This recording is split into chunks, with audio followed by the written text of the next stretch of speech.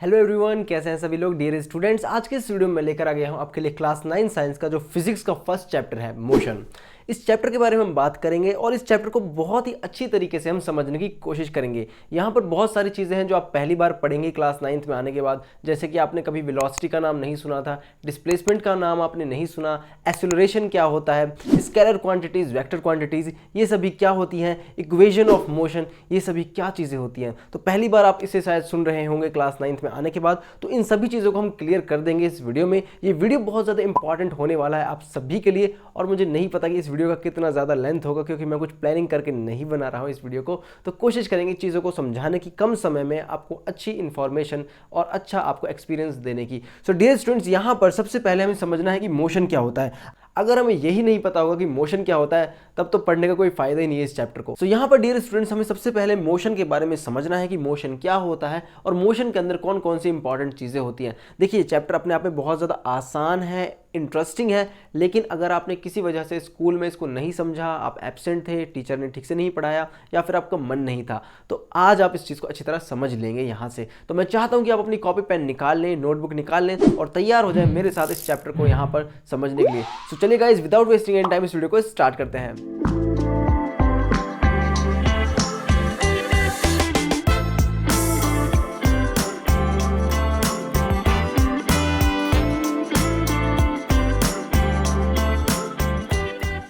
तो यहाँ पर सबसे पहले देखिए डियर स्टूडेंट्स, मोशन क्या होता है। सबसे पहले इस चीज़ को समझिए, बहुत ही आसान है। देखिए, जब कोई ऑब्जेक्ट या फिर बॉडी, फिजिक्स में हम ऑब्जेक्ट को बॉडी भी बोल सकते हैं, ठीक है, ये आपको ध्यान रखना है। तो जब कोई ऑब्जेक्ट या फिर बॉडी एक जगह से दूसरी जगह मूव कर जाती है टाइम के साथ, यानी देखिए, आपको ये बात तो पता है कि टाइम हर बार आगे बढ़ रहा है, टाइम हमेशा बीतता रहता है, कभी रुकता नहीं है।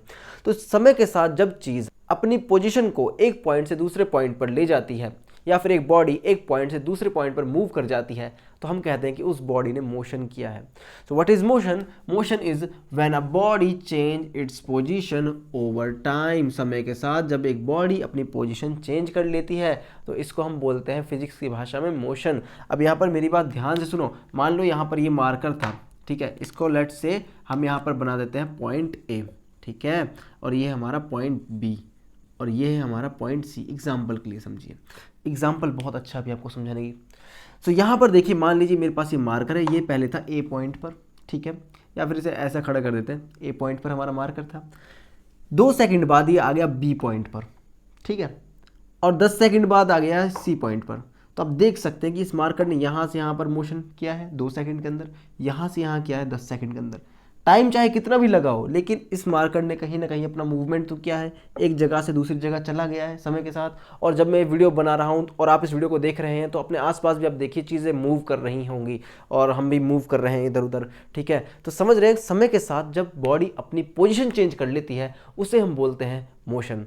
तो अब मोशन के अंदर कई सारी चीज़ें आती हैं। देखो, मोशन के अंदर एक आता है स्पीड। मोशन की खासियत क्या है? मोशन के पास क्या होगा? स्पीड होगा। बिना स्पीड के मोशन नहीं हो सकता। देखिए, अगर आप अपने घर से स्कूल की तरफ जाते हैं, मान लीजिए आपका स्कूल जो है 1 किलोमीटर दूर है और आप दौड़ कर स्कूल जाते हैं, अगर आप तेज़ दौड़ के जाएंगे तो जल्दी पहुंच जाएंगे, यानी कि आपकी स्पीड ज़्यादा होगी तो समय कम लगेगा। तो कहने का मतलब ये है कि एक मोशन के अंदर क्या क्या होता है? स्पीड होता है, टाइम होता है और डिस्टेंस होता है। ये 3 चीज़ें एक मोशन के अंदर होती हैं। हमेशा ये 3 चीज़ें एक मोशन के अंदर देखी जाएंगी, ये आपको समझ लेना है। और बहुत सिंपल सी चीज़ है। 3 चीज़ें कौन कौन सी है? स्पीड, डिस्टेंस और टाइम। हमेशा आपको एक मोशन के अंदर देखने को मिलेगा अगर कोई बॉडी मोशन कर रही है। अब देखो, मोशन 2 तरह का होता है। देखो, मोशन मतलब कि बॉडी मूव कर रही है, सिंपल।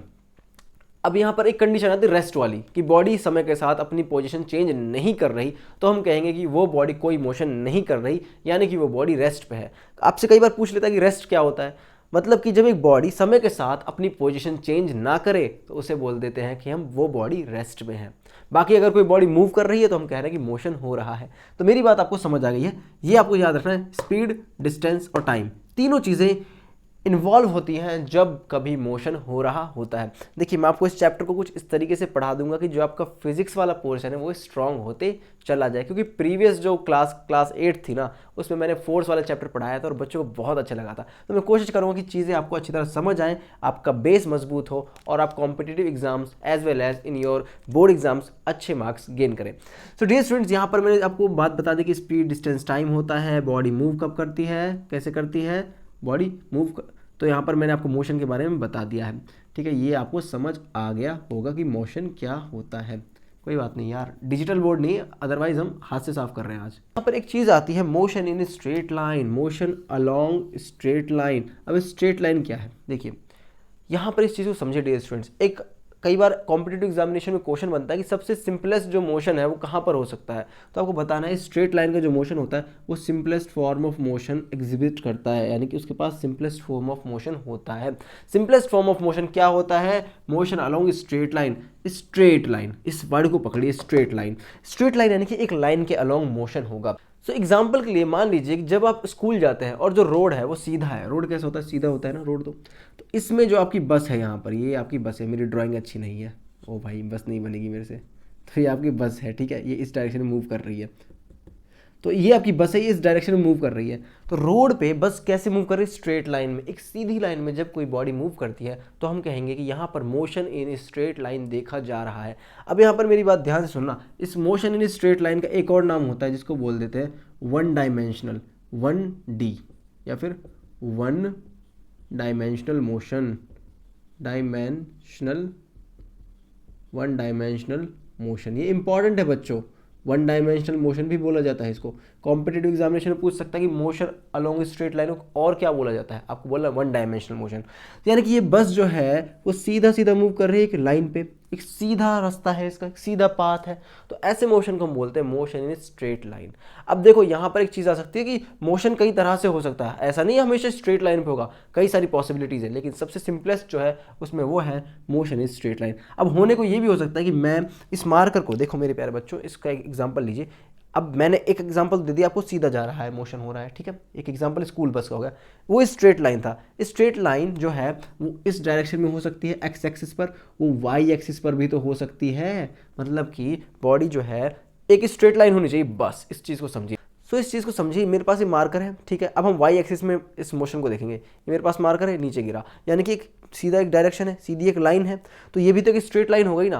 तो यहाँ पर मोशन इन स्ट्रेट लाइन जो है वो एक्स एक्सिस में देखा जा सकता है और वाई एक्सिस में देखा जा सकता है, लेकिन सिर्फ एक टाइम पे एक ही एक्सिस होगा। अगर ये मार्कर सिर्फ ऐसे मूव कर रहा है तो हम कहेंगे ये स्ट्रेट लाइन है, ऑब्वियसली सीधा जा रहा है इस डायरेक्शन में, यानी कि इस लाइन में जा रहा है। और अगर ये ऐसे गिरेगा तो हम कहेंगे ये अगेन ये एक स्ट्रेट लाइन मोशन का एग्जाम्पल है। तो आपको मेरी बात समझ आ रही होगी कि स्ट्रेट लाइन मोशन का मतलब ये होता है जब एक बॉडी सिर्फ एक ही लाइन में, एक ही डायमेंशन में मूव करती है, उसे बोलते हैं स्ट्रेट लाइन मोशन। इसका एक और नाम है जिसको बोलते हैं रेक्टिलिनियर मोशन, या फिर इसको बोलते हैं लीनियर मोशन। ये नाम आपको याद रखने हैं बच्चों, क्योंकि एग्जामिनेशन में कई बार पूछ लेता है।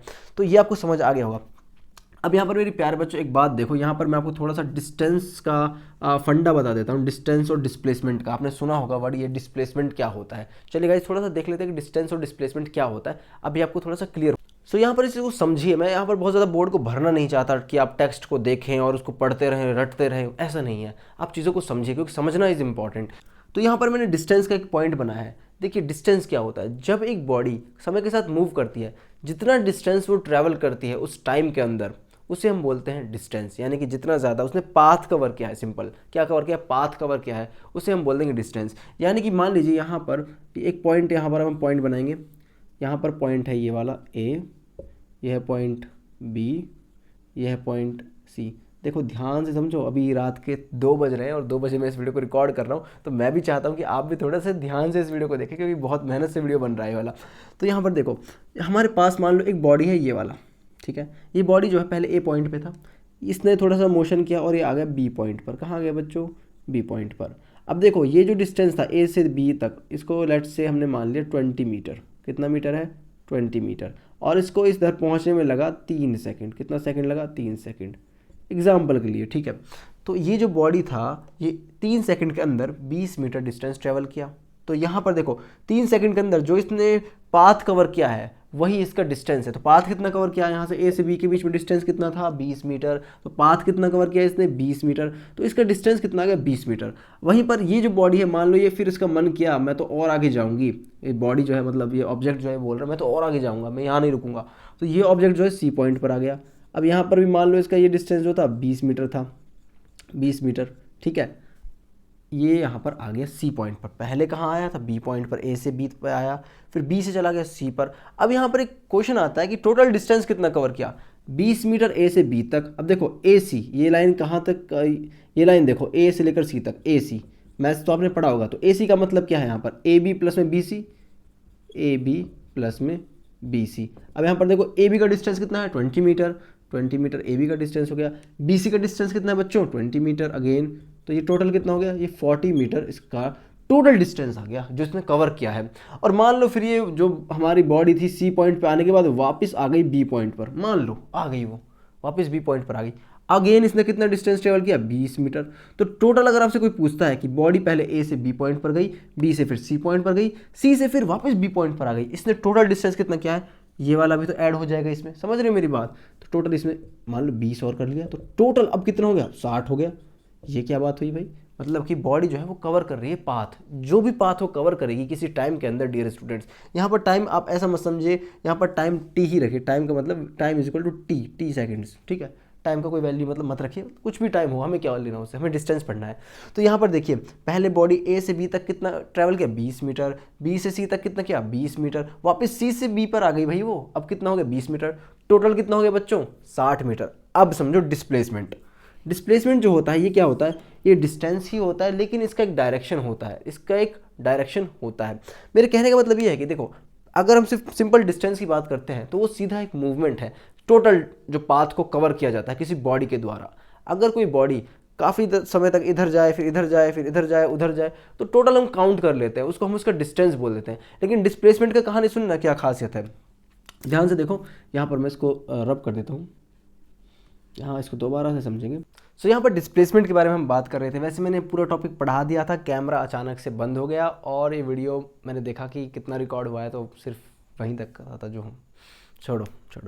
तो यहाँ पर डिस्प्लेसमेंट हमें समझना है। डिस्प्लेसमेंट क्या होता है, देखिए डिस्प्लेसमेंट जो होता है डियर स्टूडेंट्स, ये डिस्टेंस की तरह होता है लेकिन ये डिस्टेंस थोड़ा सा अलग होता है। डिस्टेंस में हम क्या करते हैं, हम टोटल जो पाथ होता है उसको मेजर करते हैं, लेकिन डिस्प्लेसमेंट में हम क्या करते हैं, इनिशियल पोजीशन से लेकर फाइनल पोजीशन के बीच का डिस्टेंस हम या फिर पाथ जो है हम उसे कैलकुलेट करते हैं। अब देखिए यहाँ पर हमने क्या समझा था कि जो बॉडी थी डिस्टेंस के केस में वो ए पॉइंट से बी पर गई थी, ठीक है, 20 मीटर उसने ट्रैवल किया, फिर बी से गई फिर वो सी पर अगेन 20 मीटर ट्रैवल किया, फिर अगेन सी से वो वापस आ गई बच्चों बी पॉइंट पर अगेन 20 मीटर, जिसकी वजह से हमें 60 मीटर टोटल डिस्टेंस जो है वो ट्रैवल होता हुआ दिख रहा था और ये सही भी है। लेकिन डिस्प्लेसमेंट के केस में क्या होगा, अब यहाँ पर देखो डिस्प्लेसमेंट की जो डेफिनेशन वो होती है, it is the path covered by the body from its initial to final position.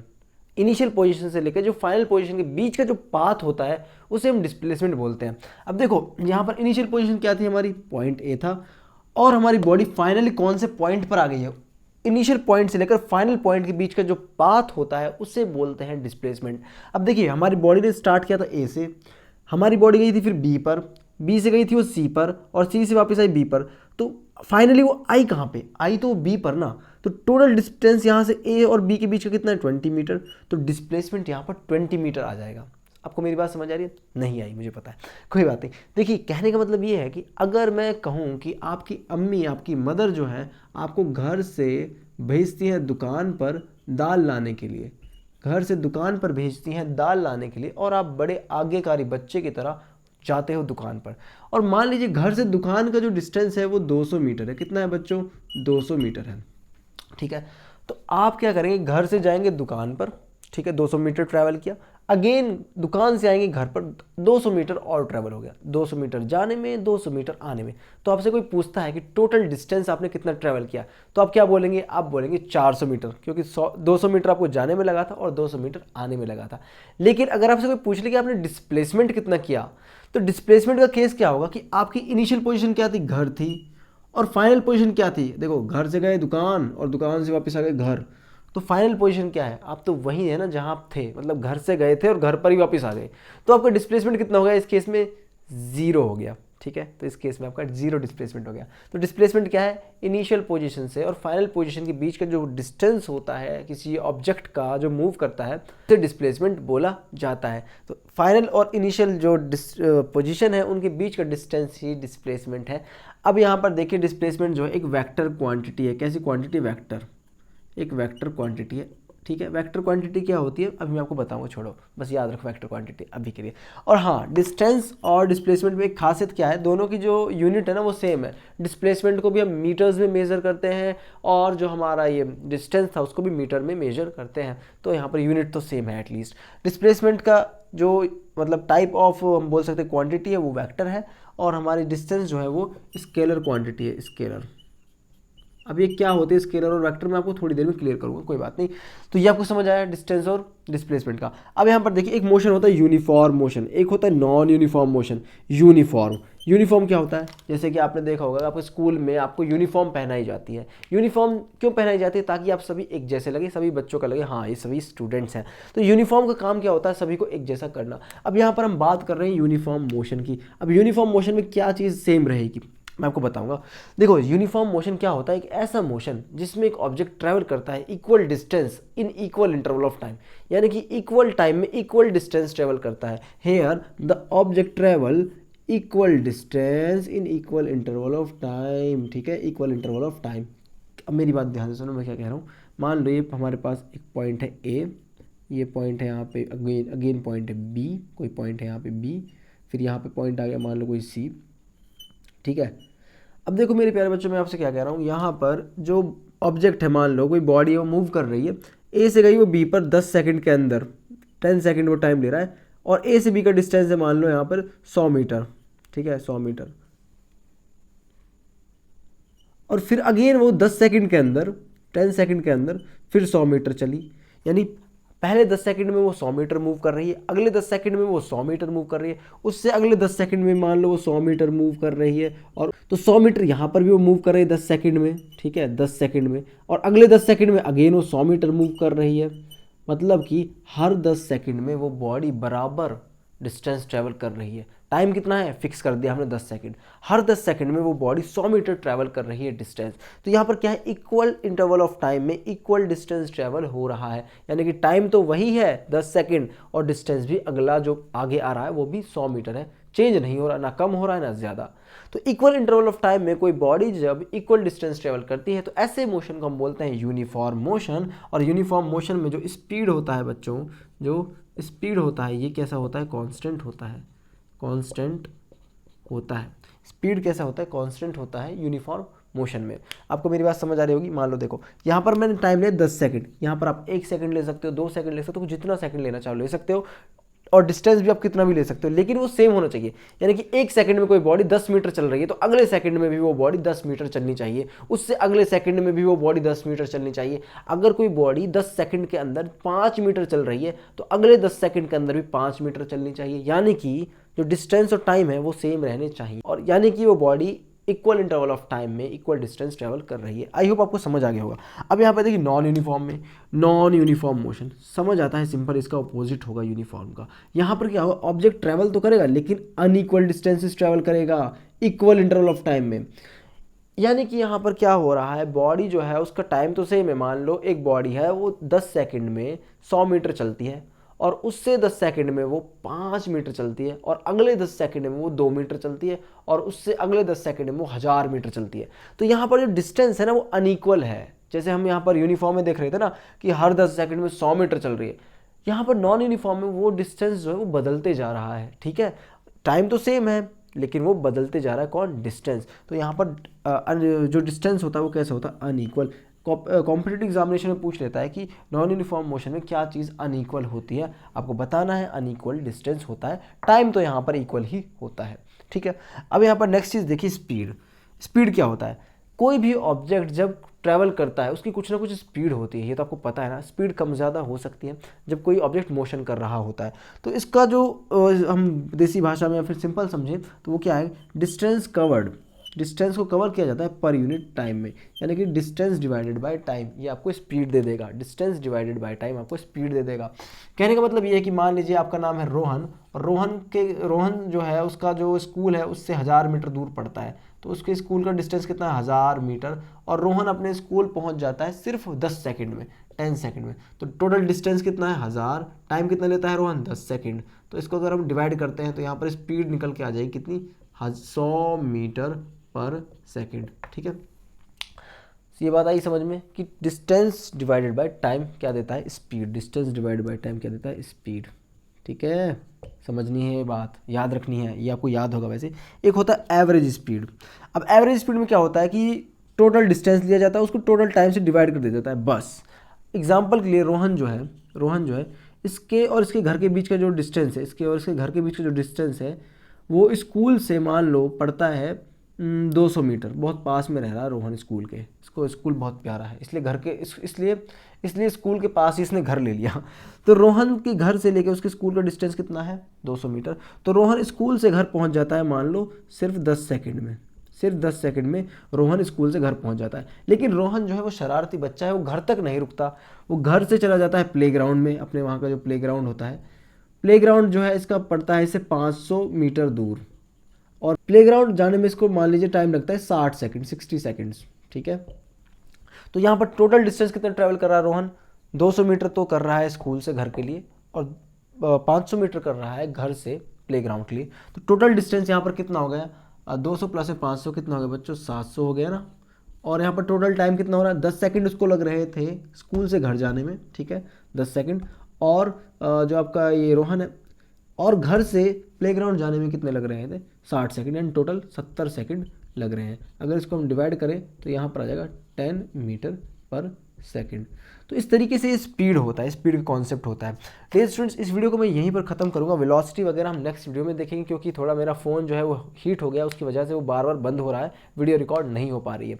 तो आई होप आपको ये सब चीज़ समझ आई होंगी। यहाँ तक आपको कोई डाउट है तो प्लीज़ मुझे बता दीजिए, सर हमें ये वाला डाउट है, समझ नहीं आ रहा। फर्दर हम उस डाउट को अगले वीडियो में कवर करेंगे। आपका नाम भी हम कमेंट सेक्शन में से उठा कर लेंगे, जिस बच्चे का कमेंट मुझे सबसे अच्छा लगेगा, या फिर जिस बच्चे को मुझे डाउट सबसे अच्छा लगेगा। चलिए गाइस, हम आगे बढ़ते हैं और पढ़ लेते हैं कि इंपॉर्टेंट टॉपिक। यहाँ पर देखिए, सबसे पहले हमें समझना है स्केलर क्वांटिटीज़ और वेक्टर क्वांटिटीज़ के बारे में। अगर आपने ये नहीं समझा तो ना ये चैप्टर में मुझे लगता है कि आप बहुत ज़्यादा मिस कर जाओगे, आपके अंदर बहुत ज़्यादा कन्फ्यूजन जनरेट हो जाएगी। सो यहाँ पर इस चीज़ को समझिए कि स्केलर क्वांटिटीज़ और वेक्टर क्वांटिटीज़ क्या होती हैं। देखिए, क्वांटिटीज़ फिजिक्स में दो तरह की हैं, मोटे मोटे तौर पर दो तरह की, स्केलर एंड वेक्टर।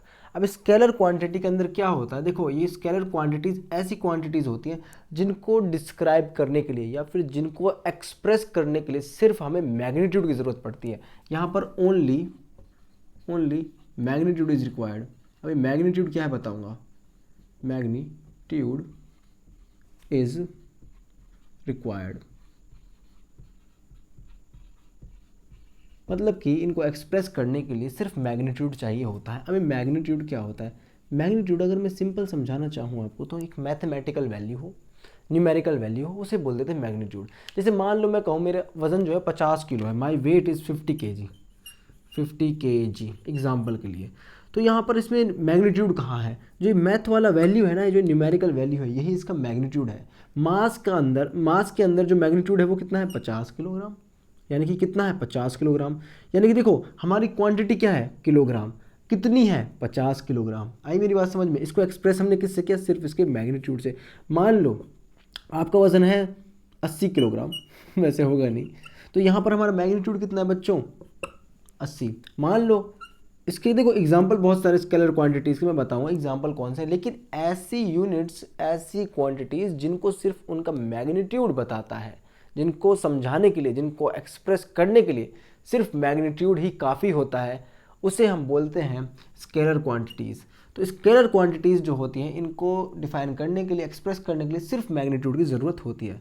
तो अब इसके एग्जाम्पल क्या क्या है स्केलर क्वांटिटी के, मेरे प्यारे बच्चों मेरी। तो इसके बहुत सारे एग्जाम्पल है स्केलर क्वांटिटी के। अगर मैं यहाँ पर लिखूँ स्केलर क्वांटिटी का एग्जाम्पल जो है मास है, ठीक है, मास है, डिस्टेंस है, मास डिस्टेंस, इसके अलावा यहाँ पर स्पीड,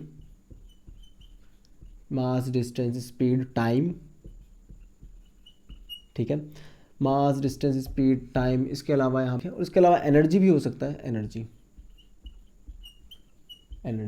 तो ये जो एग्जाम्पल मैंने लिए हैं, ये सभी के सभी क्या है बच्चों, स्केलर क्वांटिटीज़ हैं। अभी देखो मैं क्यों पढ़ा रहा हूँ स्केलर और वेक्टर क्वांटिटी, आपको समझ आ जाएगा, ये चैप्टर में बहुत ज़रूरी है, क्योंकि वेक्टर वेलोसिटी जो है एक वेक्टर क्वांटिटी है, तो इसको समझेंगे। अभी हमें ये नहीं पता कि स्केलर क्वांटिटी क्या होती है, वेक्टर क्वांटिटी क्या होती है, तो हम कैसे चीज़ों को समझ पाएंगे, इसलिए समझा रहा हूँ, ठीक। सो यहाँ पर ध्यान दो, मास डिस्टेंस स्पीड टाइम एनर्जी, इन सभी को डिफाइन करने के लिए सिर्फ इनका मैग्नीट्यूड ही ज़रूरी होता है, उसके अलावा कोई और चीज़ की ज़रूरत नहीं पड़ती। वो कोई और चीज़ क्या है मैं आपको बताऊँगा। अभी देखो ध्यान से देखो, देखो मास को किससे डिफाइन करते हैं, किलोग्राम से, यानी कोई चीज़ 100 किलोग्राम की है, 200 किलोग्राम की है, 1000 किलोग्राम की है, तो ये क्या है, ये इसकी मैग्नीट्यूड है। वहीं पर डिस्टेंस कितना हो सकता है, 100 मीटर हो सकता है, 200 मीटर हो सकता है, 1.5 मीटर हो सकता है, 1 मीटर हो सकता है, 50 मीटर हो सकता है। तो डिस्टेंस को सिर्फ किससे हम डिसाइड करवा रहे हैं, किससे एक्सप्रेस कर रहे हैं, ओनली उसके मैग्नीट्यूड से।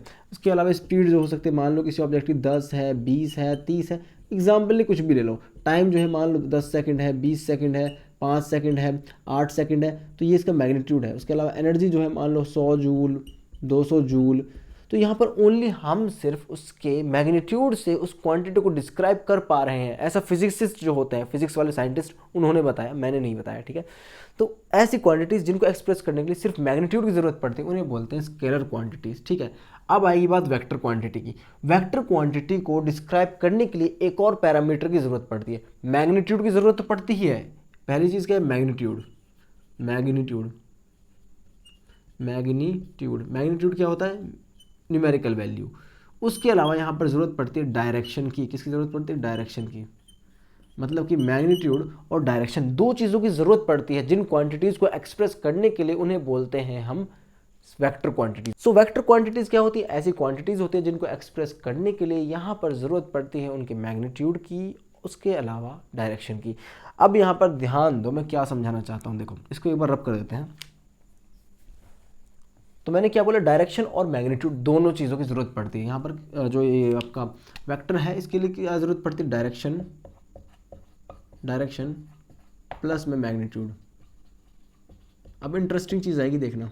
मैग्नीट्यूड क्या होता है, मैथमेटिकल वैल्यू। डायरेक्शन क्या होता है, डायरेक्शन स्पेसिफिक होना चाहिए, फिक्स होना चाहिए कि मैं किस डायरेक्शन में जा रहा हूँ, वो पता होना चाहिए। अगर कुछ ऐसी क्वांटिटी हमारे पास है जिसको एक्सप्रेस करने के लिए हमें डायरेक्शन और उसके मैग्नीट्यूड दोनों की ज़रूरत पड़ रही है, उन्हें हम बोलेंगे वेक्टर क्वांटिटी। एग्जाम्पल के लिए वेलोसिटी एक वेक्टर क्वांटिटी है। वेलोसिटी एक वेक्टर क्वांटिटी है। Velocity is a vector quantity. अब वेलोसिटी के अंदर क्या होता है, देखो बच्चों, वेलोसिटी क्या होता है, वेलोसिटी को अगर हम सिंपल समझें तो ये होता है स्पीड विद डायरेक्शन। ये क्या होता है, स्पीड विद डायरेक्शन। बिल्कुल स्पीड की तरह है लेकिन इसकी डायरेक्शन है, ठीक है। एग्जाम्पल के लिए मेरी बात समझो, अगर मैं कहूँ कि एक बॉडी, अगर मैं कहूँ ये मार्कर जो है वो 10 की स्पीड से मूव कर रहा है, 10 की स्पीड से मूव कर रहा है, तो हम कहेंगे कि ये एक स्केलर क्वांटिटी है। 10 की स्पीड से मूव कर रहा है, क्योंकि यहाँ पर हमारे पास क्या है, ओनली स्पीड है, कितना, 10। लेकिन अगर मैं कहूँ कि ये मार्कर जो है 10 की स्पीड में मूव कर रहा है राइट साइड में, 10 की स्पीड में मूव कर रहा है लेफ्ट साइड में, या फिर 10 की स्पीड में मूव कर रहा है अपवर्ड्स, या फिर 10 की स्पीड में मूव कर रहा है डाउनवर्ड्स, या फिर जहाँ भी मूव कर रहा है इसकी एक डायरेक्शन हमने फिक्स कर दी, तो ऐसी क्वांटिटीज़ को हम बोल देते हैं वेक्टर। और वेलोसिटी भी यही है। वेलोसिटी क्या है, वेलोसिटी जो है, सो वेलोसिटी भी क्या है बच्चों, ये स्पीड विद डायरेक्शन है। यानी कि जिस स्पीड के पास डायरेक्शन हो उसे हम बोलते हैं वेलोसिटी। यानी कि वेलोसिटी को ब्रेक डाउन अगर हम करें तो वेलोसिटी के पास अब क्या आ गया है, मैग्नीट्यूड, ठीक है, मैग्नीट्यूड, ठीक है, प्लस में डायरेक्शन। यानी कि हमने स्पेसिफाई कर दिया कि भैया ये जो बॉडी मूव कर रही है, देखो हर मूविंग बॉडी की स्पीड होती है, ये बात तो हमें पता है, और उस स्पीड को हम किस चीज़ से डिफाइन कर पाएंगे, उसके मैग्नीट्यूड से। लेकिन उसके पास अब डायरेक्शन भी है, दो चीज़ें आ गई हैं। तो अब यहाँ पर जो स्पीड थी वो स्पीड नहीं रही, जैसे ही उसको डायरेक्शन भी हमने दे दी तो अब वो कन्वर्ट हो गई वेलोसिटी में। तो स्पीड क्या है डियर स्टूडेंट्स, वो जस्ट एक बॉडी है, मूव कर रही है टाइम के साथ, उसकी कुछ स्पीड आ गई है। लेकिन अगर कोई बॉडी, कोई ऑब्जेक्ट मूव करता है कुछ स्पीड के साथ और हमने स्पेसिफाई कर दिया कि पर्टिकुलर डायरेक्शन में मूव कर रहा है, तो हम कहेंगे कि अब वो उसकी वेलोसिटी बन चुकी है। तो यहाँ पर वेक्टर क्वांटिटीज़ में यही चीज़ें हम बहुत ज़्यादा इंपॉर्टेंट होती हैं डियर स्टूडेंट्स, कि जो वेक्टर क्वांटिटीज़ होती हैं इनको डिफाइन करने के लिए डायरेक्शन और मैग्नीट्यूड दोनों की ज़रूरत पड़ती है। अब देखो, अगर हमें वेक्टर क्वांटिटी की वैल्यू चेंज करनी है, मान लो वेलोसिटी की अगर हमें वैल्यू चेंज करनी है, हम चाहते हैं कि वेलोसिटी चेंज हो जाए, तो हमें क्या करना होगा, हम क्या कर सकते हैं, या तो हम डायरेक्शन चेंज कर दें, या फिर हम मैग्नीट्यूड चेंज कर दें, या फिर दोनों को ही चेंज कर दें, तो हम कहेंगे कि वेलोसिटी के अंदर चेंज आया है। जबकि अगर कोई बॉडी स्पीड वाली है, सिर्फ उसके पास स्पीड है, स्पीड में मूव कर रही है, तो अगर हम उससे चाहते हैं कि चेंज करें तो वहाँ पर हमें सिर्फ उसका मैग्नीट्यूड चेंज करना होगा। तो वेक्टर स्केलर क्वांटिटी में हम क्या करते हैं, ओनली मैग्नीट्यूड चेंज करते हैं, सिर्फ हमें मैग्नीट्यूड चेंज करने की ज़रूरत होती है, तो हम कहेंगे कि पर्टिकुलर वैल्यू चेंज हो गई। लेकिन यहाँ पर जो वेक्टर क्वांटिटीज़ हैं इनको हमें फर्दर डिस्क्राइब करने के लिए दो चीज़ें चाहिए, डायरेक्शन प्लस में मैग्नीट्यूड, सबको समझ आता है। अगर हमें पर्टिकुलर मान लीजिए वेलोसिटी एक वेक्टर क्वांटिटी है, इसको अगर हमें चेंज करना है, या तो हम उस बॉडी की डायरेक्शन चेंज कर देंगे या फिर हम उसका मैग्नीट्यूड चेंज कर देंगे, तो हम कहेंगे कि वेलोसिटी में चेंज आ चुका है। ठीक है, आई मेरी बात समझ में? अगर हमने मैग्नीट्यूड चेंज किया तो भी वेलोसिटी में चेंज, अगर हमने डायरेक्शन में चेंज किया तो भी हमारी वेलोसिटी में चेंज, या फिर दोनों को चेंज कर दिया तो भी चेंज आ जाएगा। अब चेंज क्या है, देखिए मान लीजिए ये बॉडी मूव कर रही थी इस डायरेक्शन में, राइट साइड मूव कर रही है मेरे राइट साइड में ये बॉडी, ये 20 मीटर पर सेकंड की स्पीड से मूव कर रही थी, लेकिन ये चली गई अब अपवर्ड। तो इसने देखो डायरेक्शन चेंज की ना, इस बॉडी ने डायरेक्शन चेंज की, तो हम कहेंगे मान लो देखो अब भी ये 20 मीटर पर सेकंड मूव कर रही है, लेकिन बच्चों जब इसने टर्न लिया है तो डायरेक्शन चेंज की है ना, तो हम कहेंगे यहाँ पर वेलोसिटी में चेंज आया है। क्या स्पीड में कोई चेंज आया है? नहीं, 20 मीटर पर सेकंड यहाँ पर भी था, 20 यहाँ पर भी था, लेकिन वेलोसिटी में चेंज आया है क्योंकि ये बॉडी ये राइट साइड मूव कर रही थी, अब वो अपवर्ड जाने लग गई है, उसने तुरंत डायरेक्शन चेंज कर ली, तो वेलोसिटी भी चेंज हो गई। भले ही उसका मैग्नीट्यूड क्या था, सेम था ना, लेकिन यहाँ पर डायरेक्शन चेंज हो गई। अब एग्जाम्पल लिए मान लो यहाँ पर कोई बॉडी है, वो जा रही है लेफ्ट टू राइट जा रही है मान लो, या फिर लेफ्ट टू राइट अच्छा नहीं लगता, ये जा रही है ईस्ट से वेस्ट की तरफ कोई बॉडी 30 मीटर पर सेकंड की स्पीड से, लेकिन स्पीड इसने बीच में क्या करा, इसको स्पीड ब्रेकर मिल गया यहाँ पे, तो यहाँ पर इसकी स्पीड थोड़ी कम हो गई इस बॉडी की, मान लो हो गई 20 मीटर पर सेकंड। तो अब हम क्या कहेंगे, यहाँ पर जो वेलोसिटी वो चेंज हुई है या नहीं? बिल्कुल हुई है, क्योंकि यहाँ पर पहले उसका मैग्नीट्यूड कितना था 30, अब उसका मैग्नीट्यूड यहाँ पर कितना हो गया 20। तो चाहे हम मैग्नीट्यूड चेंज करें या फिर हम डायरेक्शन चेंज करें, वेलोसिटी का जो डायरेक्शन और मैग्नीट्यूड अगर उनमें से हमने कोई भी चेंज जो है वो चेंज कर दी, तो हम कहेंगे कि उसकी वेलोसिटी चेंज हो गई है। ठीक है, समझ आए मेरी बात? अब वेक्टर क्वांटिटीज़ के बहुत सारे एग्जांपल हैं। वेक्टर क्वांटिटीज़ में आपका वेलोसिटी आ जाएगा और डिस्प्लेसमेंट आ जाएगा। डिस्प्लेसमेंट वेक्टर क्वांटिटी है। और वेलोसिटी कैसे निकलती है बच्चों? वेलोसिटी का फॉर्मूला क्या होता है? अभी बहुत इंटरेस्टिंग है, मज़ा आएगा आपको। सो यहाँ पर देखो, स्पीड विद डायरेक्शन हमने बोल दिया तो वेलोसिटी है, तो इसका फॉर्मूला भी तो सेम होगा ना। मैंने क्या कहा, speed with direction is velocity. What is velocity? आपको कहना है speed with direction is velocity. Comment करो इस चीज़ को, speed with direction is called velocity. सब बच्चे कमेंट करो, speed with direction is called velocity. अगर हम इसका फॉर्मूला देखें तो क्या आएगा, डिस्प्लेसमेंट डिवाइडेड बाय टाइम। अगर कोई बॉडी का हमने पता है कि इसका डिस्प्लेसमेंट इतना है और कितने टाइम में उसने वो डिस्प्लेसमेंट अचीव किया है, अगर हम डिस्प्लेसमेंट को टाइम से डिवाइड कर दें तो क्या आ जाएगा हमारे पास, वेलोसिटी आ जाएगी। क्या आ जाएगी? वेलोसिटी आ जाएगी उस पर्टिकुलर बॉडी की। डिस्प्लेसमेंट की एसआई यूनिट क्या होती है बच्चों? मीटर। टाइम की एसआई यूनिट क्या होती है? सेकंड्स। तो यहाँ पर वेलोसिटी की एसआई यूनिट और स्पीड की एसआई यूनिट भी तो सेम होगी, क्योंकि यहाँ पर मीटर ऊपर है, सेकंड नीचे है, तो इसकी एसआई यूनिट क्या आ गई? मीटर पर सेकंड। किसकी? वेलोसिटी की। ये चीज़ तो हमारी स्पीड की भी थी ना, बस स्पीड के पास क्या नहीं था? डायरेक्शन नहीं था, इसलिए वो पीछे रह गई। तो यहाँ पर मीटर पर सेकंड जो है इसकी एसआई यूनिट है, किसकी?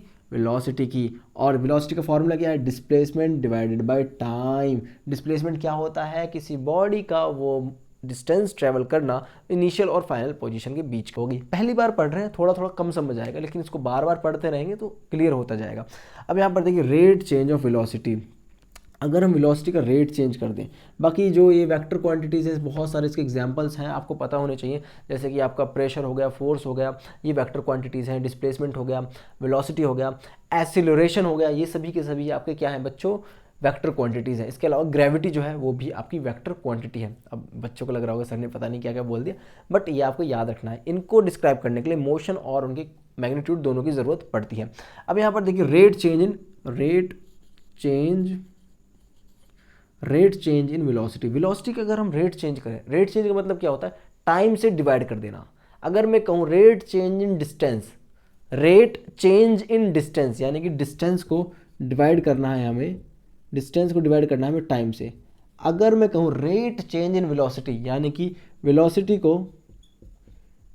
को डिवाइड करना है टाइम से, इसको बोलते हैं हम रेट जहाँ पर वर्ड आ जाए फिजिक्स में, समझ जाना वहाँ पर टाइम से कुछ लेना देना है। ठीक है, क्योंकि हम किसी चीज़ का रेट कैसे निकालते हैं? उसको टाइम से डिवाइड करके, क्योंकि फिजिक्स में टाइम का बहुत अहम रोल है। ठीक है, ये आपको पता होना चाहिए।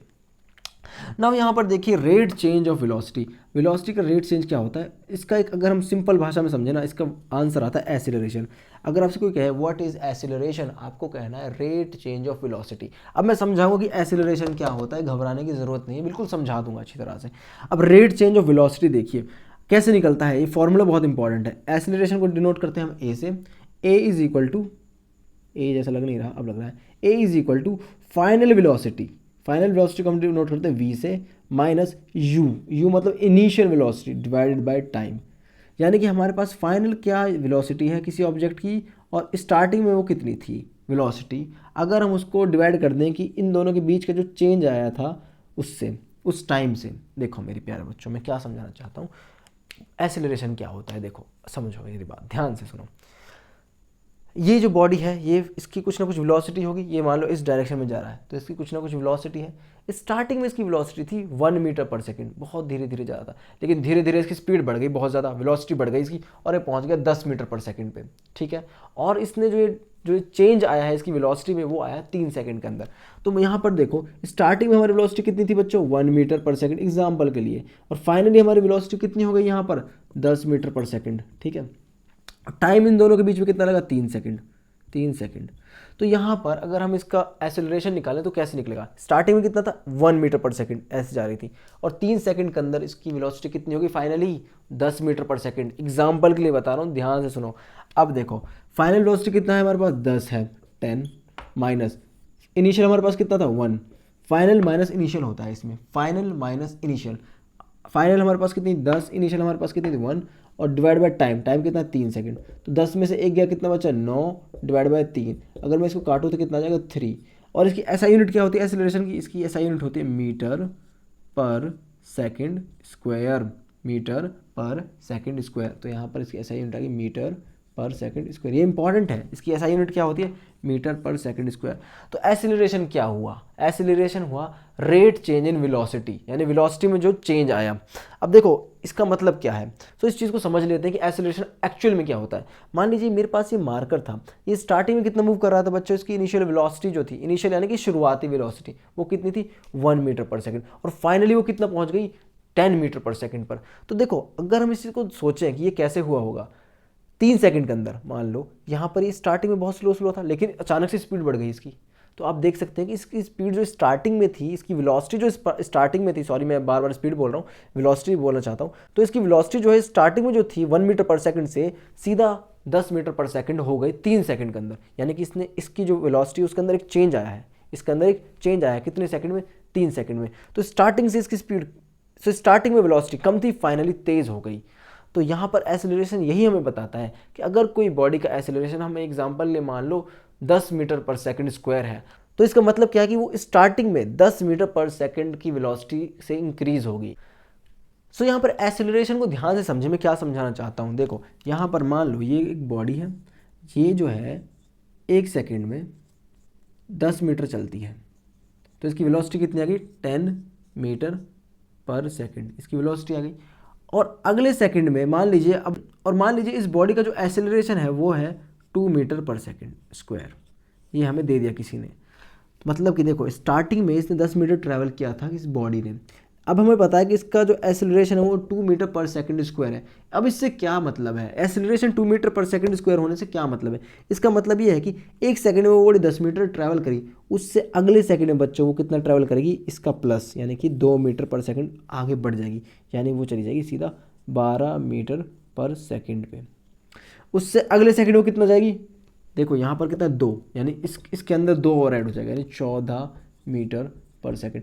अगर हम कहें कि उससे अगले सेकंड कितना जाएगी, उससे अगले सेकंड जाएगी 16 मीटर पर सेकंड, उससे अगला कितना जाएगी ये 18 मीटर पर सेकंड। यानी कि देखो यहाँ पर एक्सेलरेशन कितना था 2 मीटर पर सेकंड स्क्वायर, यानी कि उस ऑब्जेक्ट की जो मूविंग बॉडी है, वो जो मूविंग बॉडी है उसकी जो वेलोसिटी है उसमें हर बार कितने का इंक्रीमेंट होगा, +2 का होगा। पहले वो 10 मीटर पर सेकंड से चल रही थी, अगले सेकंड में वो 12 मीटर पर सेकंड से चलेगी, उससे अगले में वो 14 मीटर पर सेकंड से, उससे अगले में वो 16 मीटर पर सेकंड से, उससे अगले में वो 18 मीटर पर सेकंड से। यानी कि यहाँ पर जो एक्सेलरेशन दिया हुआ है उससे वो इंक्रीज होगी, एक्सीलरेशन यानी उसकी जो वेलोसिटी है वो इंक्रीज होगी, एक्सीलरेशन यानी एक्सीलरेट होगी, आगे बढ़ेगी। अगर यहाँ पर 10 होता, अगर एक्सेलरेशन 10 मीटर पर सेकंड स्क्वायर होता तो क्या होता, स्टार्टिंग में कितना कर रही थी वो 10 मीटर पर सेकंड कर चल रही थी 1 सेकंड में, अगले में कितना होती 20, फिर वो कितना हो जाती 30, 30 से अगले में 40, 40 से अगले में 50 मीटर पर सेकंड। सो आई होप आपको मेरी बात समझ आ गई होगी। ये चीज़ मैंने आपको समझा दी है। स्केलर और वेक्टर क्वांटिटीज़ मैंने आपको बता दिया है, एक्सेलरेशन मैंने आपको बता दिया है, वेलोसिटी आपको बता दिया है। अब इसमें ग्राफ रह जाता है और जो मोशन है, सर्कुलर मोशन, वो रह जाता है। उसको हम नेक्स्ट वीडियो में देखेंगे। तब तक के लिए आपको ये चीज़ समझ लेनी है। कोई डाउट हो तो मुझे बताना है कि सर ये वाला डाउट हमें समझ नहीं आया। मैं आपका डाउट उठाऊंगा, आपको रिप्लाई दूंगा और आपको एक हार्ट दे दूंगा कमेंट सेक्शन में। सो डियर स्टूडेंट्स, हम आपसे मिलते हैं नेक्स्ट वीडियो में। अपना ख्याल रखना, अच्छी तरह पढ़ाई करते रहना। Take care, bye.